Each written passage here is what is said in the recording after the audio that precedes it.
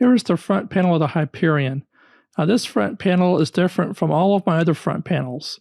There is a epoxied 10 millimeter threaded spacer that's right to the left of this one key on the front panel.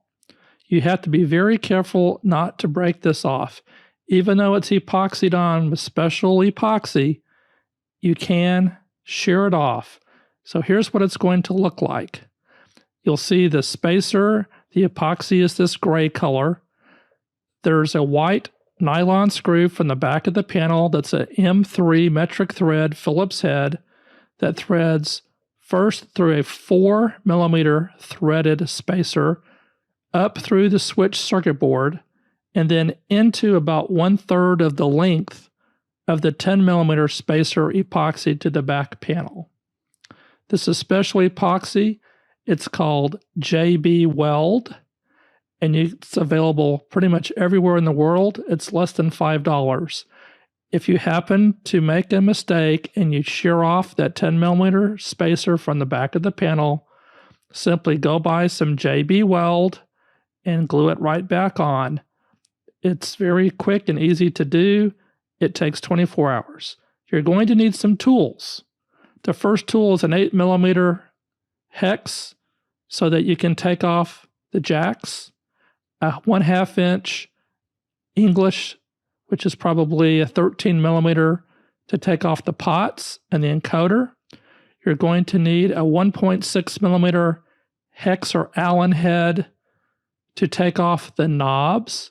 And then lastly, you're going to need that number 0 Phillips screwdriver to take the panel off itself.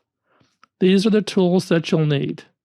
Now there's something special about that encoder, and we're going to talk about the encoder. You want to remember that the encoder is going to be taken off first and put on last. It's on a little connector with a red socket, and it has a red stripe. Sorry, it's a black stripe. I'm thinking the power connector. The knob is on very, very, very tight. You have to get some cloth like this and grip under, and you squeeze and pull. Again, it's very tight, but it will come off. This is what the panel will look like when you're about to swap. So in this case, we're going to put on a silver where we first had this black panel. I've removed all the nuts, all the washer. I've removed the encoder. Okay, so here's how we take off the front panel. You put it on a hard, flat surface with your thumb very lightly, and I mean very lightly. Press on the front panel while continue to turn the screw. Driver 1, 2, 3. I'm pressing down very slightly, about 3.5, 3 3/4, and then it comes straight off. Notice that I was always turning the screw the whole time. Keep pressing down while turning the screw until it just kind of slips off, just like that. And that's how you take off the front panel. So this is how you're going to get your front panel. It's going to have this little medicine cup with some blue painter's tape attached to it. So all you do is you just kind of reach over and pull off the painter's tape and pull the cup over like that. And here you can see the 10 millimeter threaded spacer. It's epoxied down with this gray stuff. This will be the position of the screw once you take the front panel off, but we don't want this much thread showing.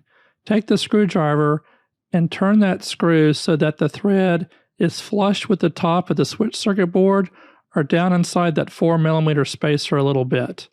This is so when you actually put the new front panel on, that the switch toppers and the micro SD card connector will stick up through the front panel and you'll be able to screw it.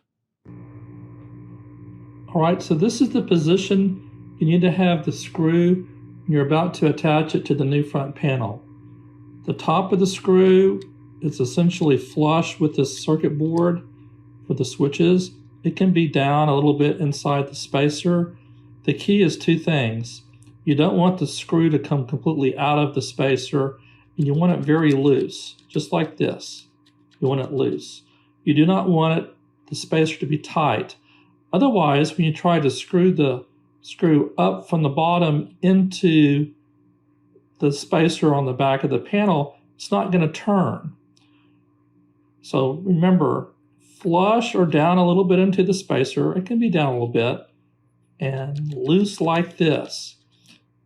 Then when you put the panel on, the new spacer will be down here, and then you can just screw it from the bottom straight up into the panel to secure it, and making sure that the switches and the micro SD connector are sticking up through the top of the panel. And here's some pictures that show that.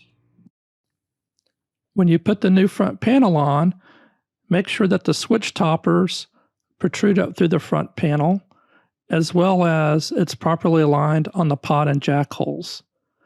You also want to make sure that the micro SD card connector also protrudes. It needs to stick up just like this is shown right here. There it is. It's not flush. It will stick up some.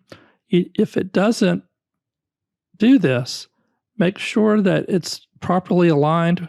That slot is very tight tolerance, so you can nudge that connector over slightly with your finger, and it should pop straight up through just like that.